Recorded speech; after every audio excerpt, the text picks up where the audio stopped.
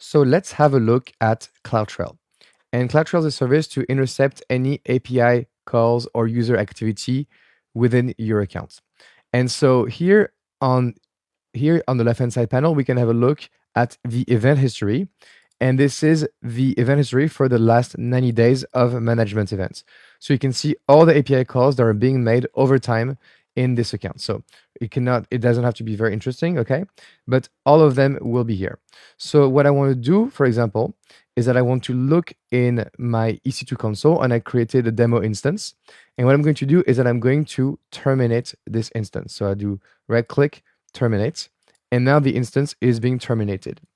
And what I'm going to do is I'm going to check whether or not this event happens and appears within CloudTrail. So I'm going to wait about 5 minutes and get back to you. And so I just refreshed my pages, and as you can see, I ran the terminate instances API call, and we can see what's the event source. So it's EC2, from where it was done, the access key that was used, the region that was used, and so on. And we can get the whole event right here. So that's the full power of CloudTrail, is that we can see all the events really happening from within CloudTrail directly in this UI. And this is a short introduction at the practitioner level, but this is enough for you to get started and to answer questions at the exam. So that's it.